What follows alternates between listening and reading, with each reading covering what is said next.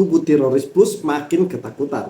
Setelah ditetapkan menjadi tersangka, mereka kalang kabut karena jeruji penjara makin dekat. Mereka berupaya melakukan berbagai manuver, salah satunya dengan melobi tim reformasi Polri yang diketuai Prof. Jimli Asyidiki. Tapi hasilnya nihil, malah mereka dipermalukan karena ditolak langsung Prof. Jimli CS.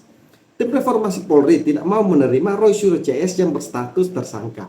Selain itu, ekspresi dari Rismond dan Kurnia tidak bisa disembunyikan soal ketakutan setelah diperiksa. Bahkan Kurnia sampai menangis. Ada juga pernyataan Dr. Tifa yang kecewa ditinggalkan banyak pendukungnya setelah mereka ditetapkan sebagai tersangka. Sementara Ahmad Kosinudin mengemis-ngemis ke Presiden Prabowo agar menjadi penengah supaya Roy Suryo CS bisa dibebaskan dari status tersangka.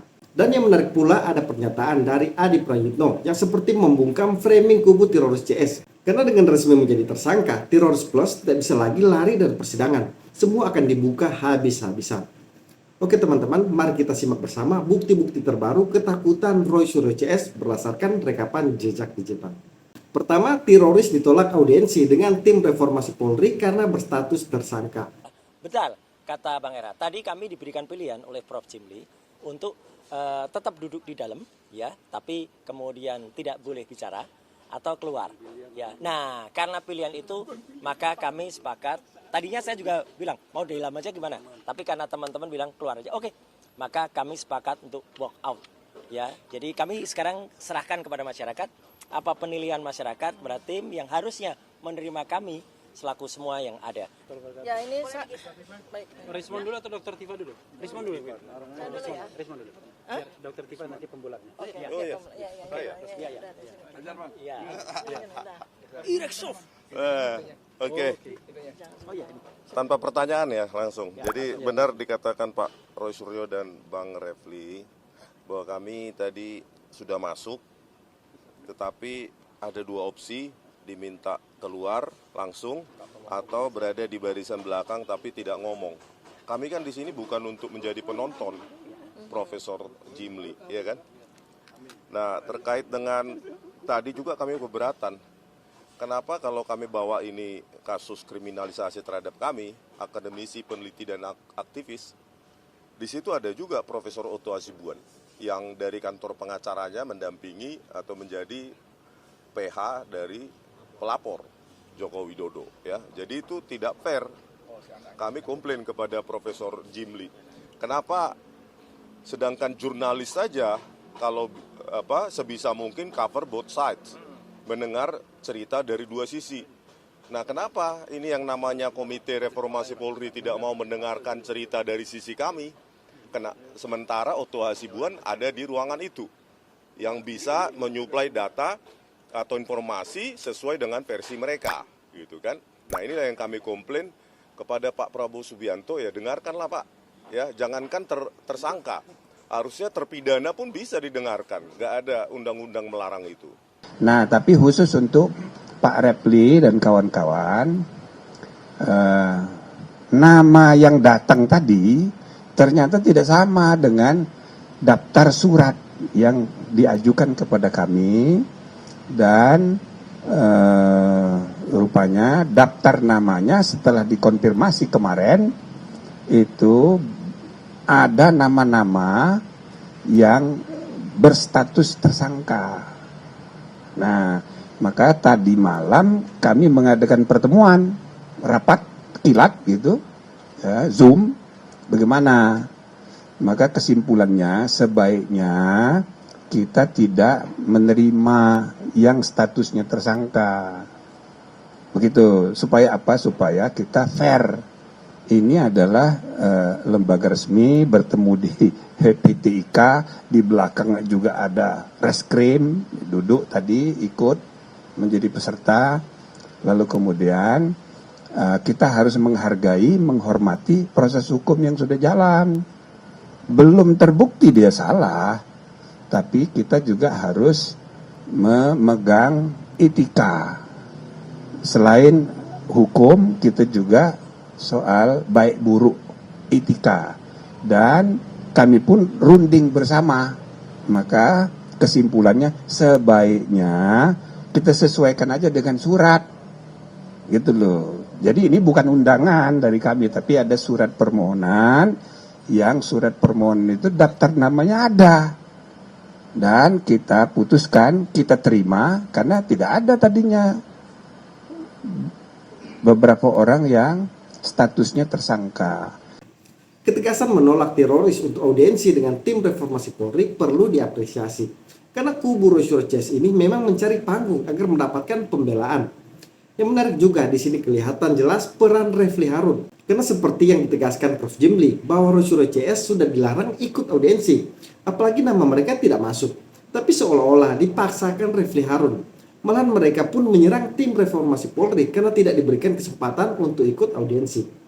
Beginilah tipikal Roysuryo CS. Kalau tidak menguntungkan mereka, maka mereka akan serang balik. Mereka beranggapan mungkin akan diterima tim reformasi Polri, tapi kenyataannya malah ditolak. Kedua Kurnia menangis setelah diperiksa sebagai tersangka. Bang, mungkin ada statement sedikit bang. Nggak ada bang, nggak ada.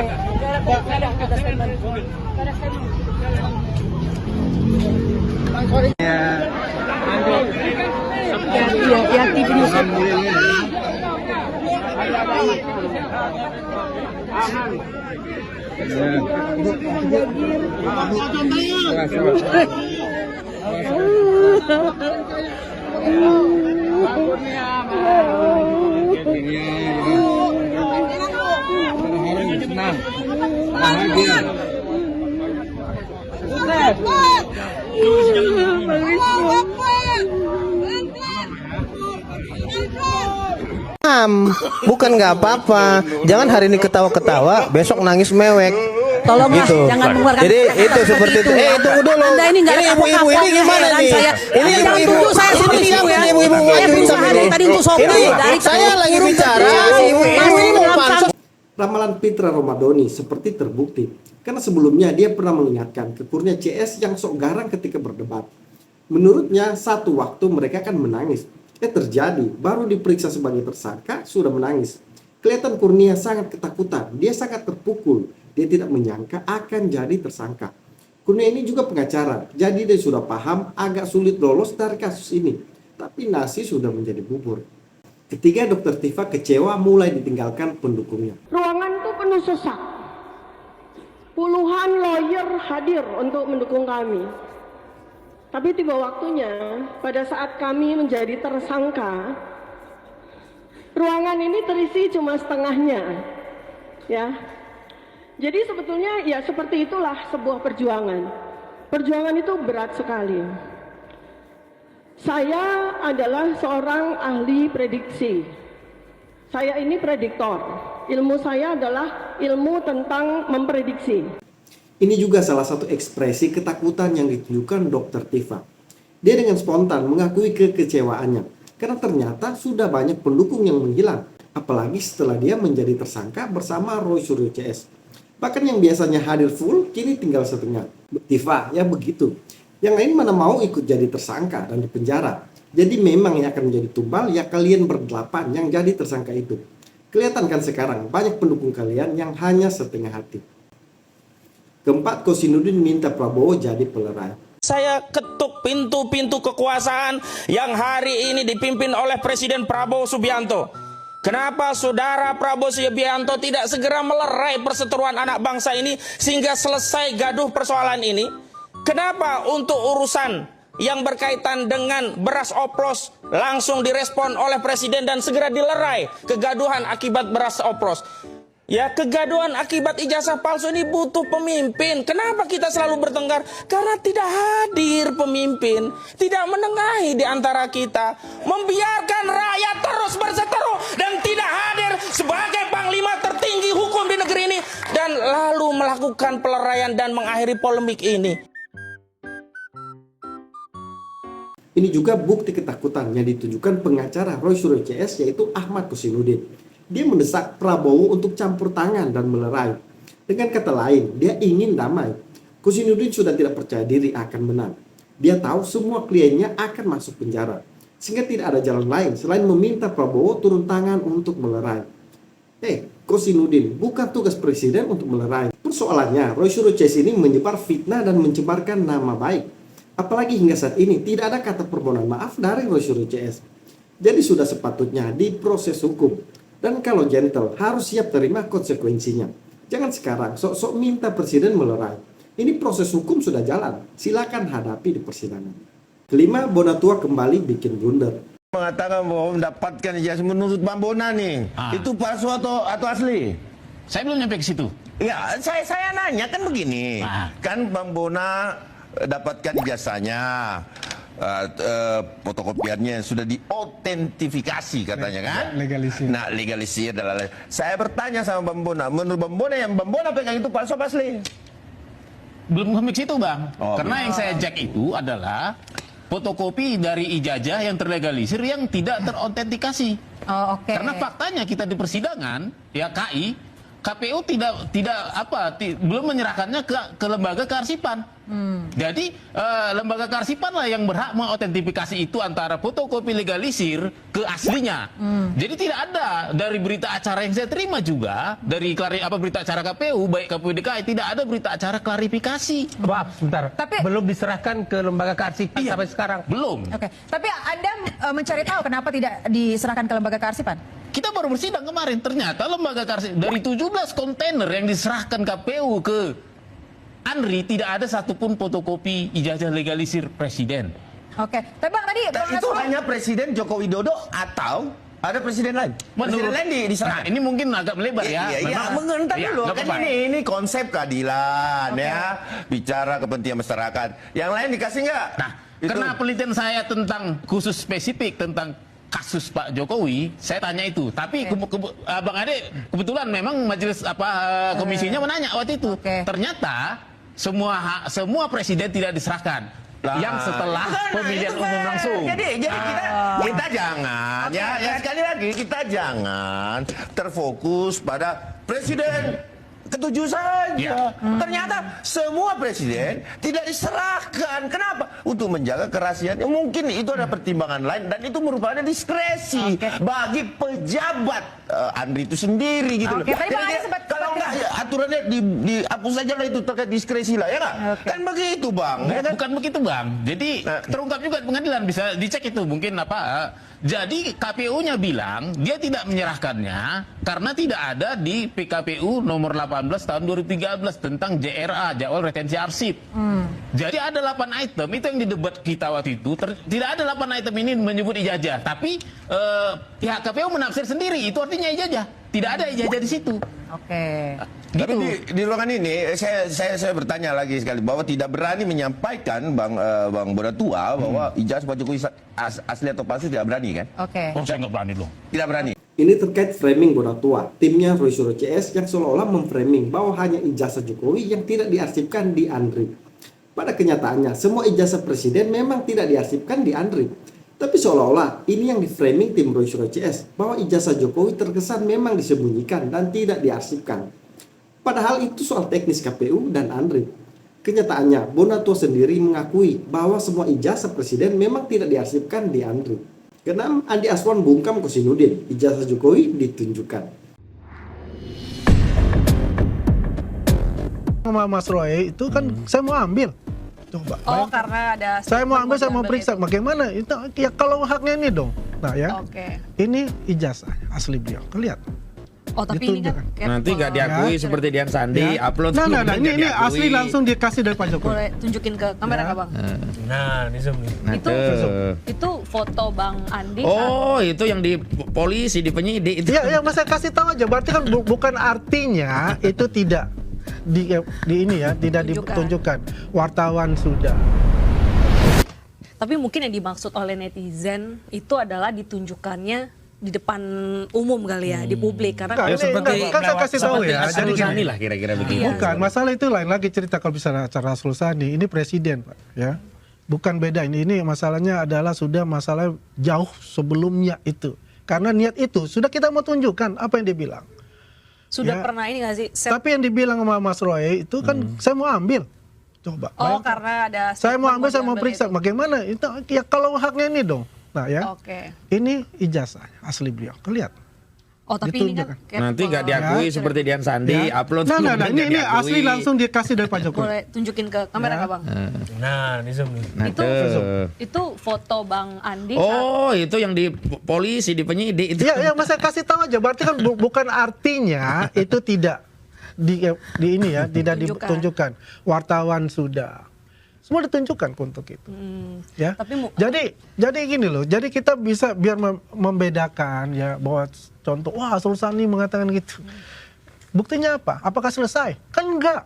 Tetap diajukan terus MK terus diajukan terus ke pengadilan dan sebagainya. Karena memang halnya dia tuh, presidennya dia itu bukan untuk membuktikan oh iya selesai, enggak. Itu akan terus karena ada motif-motif tersendiri di dalam itu. Jadi ada motif-motif politis lah di dalam itu. Andi Aswan seperti menampar Ahmad Kosinudin yang memframing Jokowi tidak ingin ijazahnya dilihat publik dan tidak pernah ditunjukkan kepada siapapun.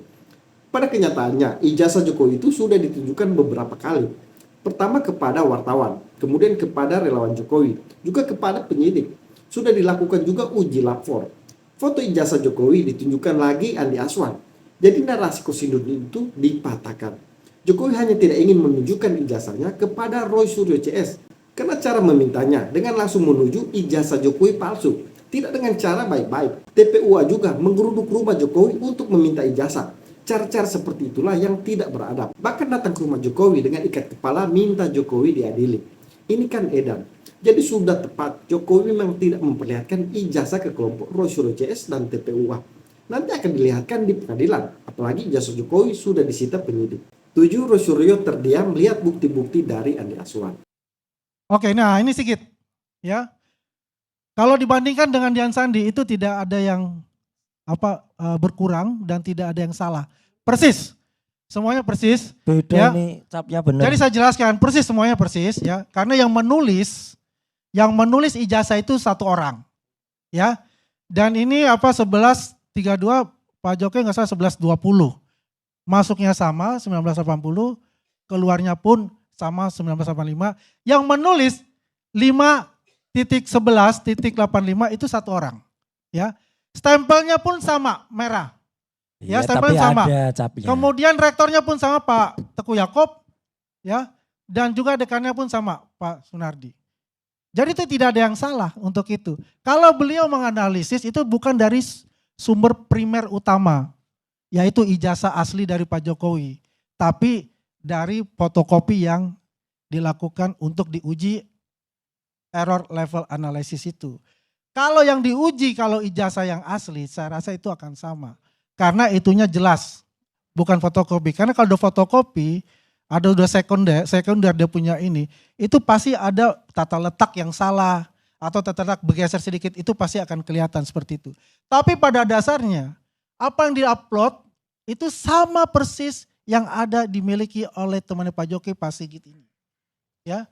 Jadi artinya di mana letak bahwa ijazahnya Pak Jokowi itu adalah palsu. Poinnya kan itu. Kalau kita mau analisis. Ada yang mengatakan fotonya beda. Itu bukan mirip, bukan punya Pak Jokowi, itu punya Pak Dulmanto. Boleh, saya tampilkan juga dari level dari open computer vision. Bisa dikasih lihat. Di sini ada VGG Face, kedua ada FaceNet, yang ketiga ada ArcFace. 3 source ini kita pakai untuk meneliti dari wajah orang. Seperti ini. Nah, data referensi kita jelas, ini foto di Pak Jokowi. Ya, ada VGG Face. Ada 3 pembanding. Ini semuanya hijau. Dari ArcFace-nya hijau, ArcFace ini ditemukan 2018. Ya, ini yang terbaru dan ini yang paling presisinya kuat. Yang FaceNet itu oleh Google, ya. Terus sama VGG Face itu dari Python, ya. Nah, ini yang dikatakan Dulmanto dan data referensi dari Pak Jokowi semuanya merah. Artinya memang tidak identik. Kan selama ini dikatakan fotonya Pak Jokowi itu mirip punyanya Pak Dulmanto. Ya, bukan mirip ya, punya Pak Dulmanto itu bukan Pak Jokowi. Ini jelas merah. Ini bukan orang yang katakanlah yang mengasumsi atau yang membuat persepsi, enggak. Ini mesin langsung. Ya, Ada 3 mesin itu yang namanya VGG Face, itu dari Open Computer Vision, ya. Jadi ada 3 VGG Face, ada FastNet, kemudian ada ArcFace, ya. Itulah yang 3 pembanding ini. Nah kalau ada satu yang kayak merah, ini waktu muda nih, SMA, semudah kuliah. Nah kalau ada satu yang merah itu udah dianggap karena ada 2 pembanding di sini. ArcFace sama VGG Face. Ini tetap namanya benar, bukan palsu, asli. Next.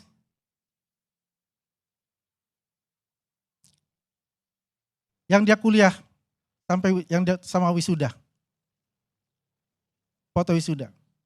Jadi saya tidak berbicara untuk persepsi dari saya, tapi kita berbicara dari analisis juga. Kalau Mas Roy ada error level analisis, kita mempunyai yang namanya ArcFace, VGG Face, dan juga FastNet.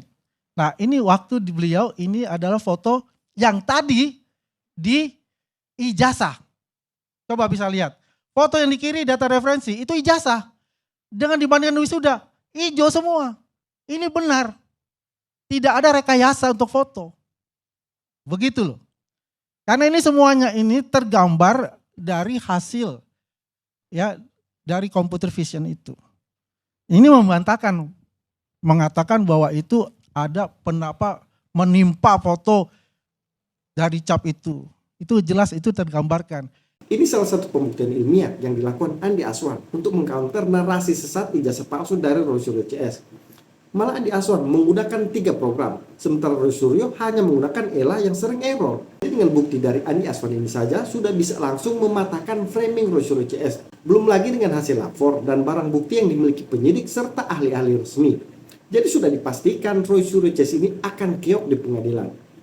Ke-8 Joshua Sinambela ungkap salah satu bukti manipulasi Roy Suryo CS. Yang diedit itu yang mana Bang sebenarnya? Jadi unsur-unsur manipulasi itu kan ada banyak sebenarnya ya yang bisa dilakukan, bukan hanya mengedit, mengubah segala macam, tapi rekayasa itu bisa dilakukan. Misalnya gini ya, pada foto pada foto ijazah yang ada bagian fotonya gitu ya. Di sana mereka selalu menganggap bahwa tidak ada lintasan merah gitu ya. Padahal hampir semua orang-orang yang paham IT, yang paham multimedia gitu ya, mereka dengan mudah kok menemukan itu lintasan merah itu meskipun dari sumber foto yang diupload oleh Dian Sandi katakanlah. Tetapi itu mereka tidak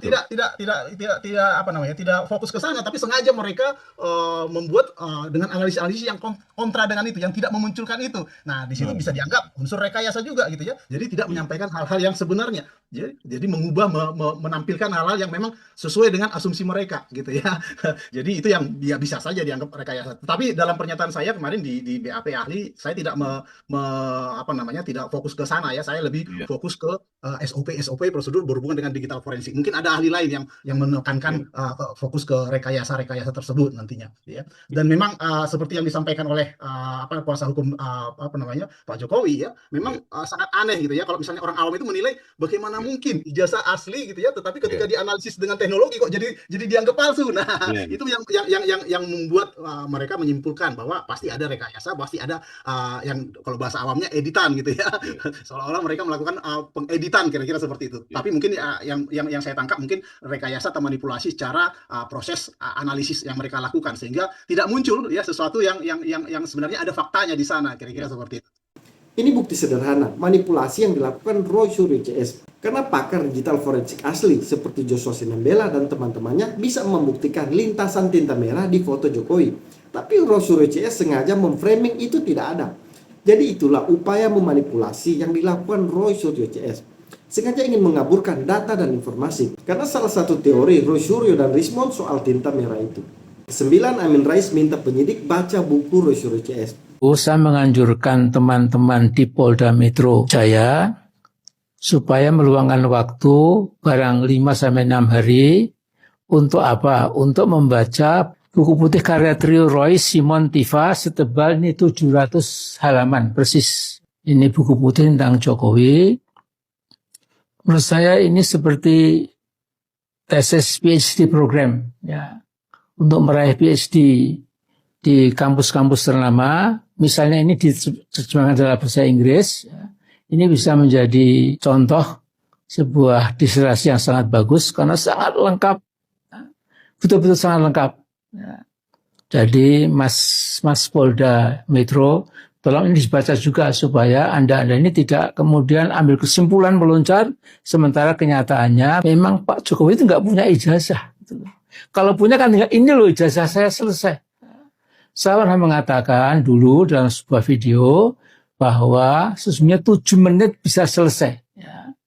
Jadi andai kata Pak Jokowi tidak mau datang, mungkin mengutus orang seknek ya, membawa ijazah SD, SMP, SMA sampai insinyur kehutanan itu, ya misalnya ada, ya tunjukkan, wassalam, selesai. The case is closed. Ya. Kalau memang mau dihukum si Bambang Trimulyono, apa itu juga bersama Gus Nur misalnya, monggo ya. Tetapi sama sekali sampai sekarang tidak pernah ada orang bisa melihat yang katanya asli itu. Ya. Jadi ini sebuah musibah politik sesungguhnya, saudara-saudara. Ya. Nah karena itu saya ingin memberikan nasihat, boleh, masukan boleh ya, kepada teman-teman polisi dari Metro Jaya. Jadi janganlah memaksa diri. Karena jadi bahan ketawaan masyarakat, apa enggak eman-eman. Jadi kita tetap masih mengharapkan Polri kita menjadi sebuah contoh keteladanan, sebuah lembaga negara yang menjaga keamanan, ketertiban umum, dan lain-lain. Jadi tolong ditinjau kembali, karena kalau betul Polda Metro mau menangkap 8 tokoh tadi, kemudian dengan dipaksakan, ya, dengan menekuk-nekuk hukum, ya, lantas dijebloskan ke penjara misalnya, saya kira akan semakin kacau. Nah, jadi saya kira pemerintah Prabowo sudah banyak sekali masalah. Kalau ditambah lagi masalah ijazah Jokowi yang sudah jelas-jelas palsu, tidak punya, jadi untuk apa? Saya kira segitu dulu. Assalamualaikum warahmatullahi wabarakatuh. Amin Rais ini profesor, tapi pikirannya sempit. Dia tidak paham kalau penyidik sudah melakukan uji lapor dan mengumpulkan bukti-bukti dari UGM, KPU, dan teman-teman Jokowi. Dan semua adalah bukti analog, bukan digital. Sementara buku Royce itu hanya kompilasi semua framing mereka yang mengatakan ijazah Jokowi palsu berdasarkan foto ijazah di medsos. Jadi bukti dari penyidik itu lebih lengkap. Malahan buku Royce itu hanya makin membuktikan bahwa mereka melakukan framing dan fitnah untuk merusak nama baik Jokowi. 10. Adi Prayitno tegaskan hukum tidak bisa disetir opini publik. Lihat yang sekarang, yang paling 3 kanal utama yang pendukung Pak Jokowi ini, hampir semuanya di atas 80% negatif. Apa yang menyebabkan ini sebetulnya? Jadi, kalau saya sih melihat, percakapan yang didorong oleh Pak Roy Suryo yang sudah lama ini, memang kemudian dimakan oleh publik. Kayaknya memang benar nih argumentasinya. benar nih. Kalau kemudian keyakinan tadi secara politik, kira-kira kita bisa membaca kemana? Apa sikap yang akan diambil seorang Joko Widodo gitu loh? Ya, saya kira memang ada 2 hal yang berbeda, Mas Bram. Satu, logika politik seperti yang berkembang di medsos, tapi ada juga yang disebut dengan logika hukum. Kalau di medsos ya memang saya kira sejak 9-10 bulan yang lalu terjadi tawuran opini yang tidak berkesudahan. Yeah. Kuat-kuatan narasi memang antara kubunya Bang Ade sama Bang Hosdin. Satu sama yang lain. All the time, 27 jam mengalahkan warung Madura. Ini bicara tentang kuat-kuatan narasi. Tapi sekali lagi kita tahu bahwa koridor hukum kan tidak bisa didikte oleh persoalan persepsi dan opini publik. Jadi sekeras apapun perdebatan itu di luar, saya kira penyidik ya, termasuk saksi-saksi yang nanti akan dihadirkan, pastinya akan melihat sejauh mana persoalan yang sudah menjadi persoalan tersangka ini akan berkembang seperti apa. Apakah betul seperti yang disampaikan oleh Bang Hosinoddin bahwa saksi-saksi yang meringankan itu akan membantah saksi-saksi yang memberatkan. Kan itu yang paling penting akan dilihat bagaimana jalan panjangnya soal ending, soal antisipasi yang ditunggu oleh publik. Jadi kalau kita bicara tentang suara-suara publik ya memang tidak bisa kita kendalikan. Ada pro kontra, ada pembelahan, ada tawuran opini yang tidak berkesudahan. Tapi sekali lagi setahu saya persoalan hukum tutup mata yang ada itu adalah sesuai dengan undang-undang, soal dengan pasal yang sudah ditersangkakan, dan ini sudah menjadi bukti. Tapi yang ingin saya katakan adalah Gara-gara persoalan ijazah ini, jadi seakan-akan dunia ini akan runtuh. Jadi isu apapun, bahkan program-program pemerintah itu kalau dibicarakan di ruang publik, nggak ada yang tertarik untuk membahasnya.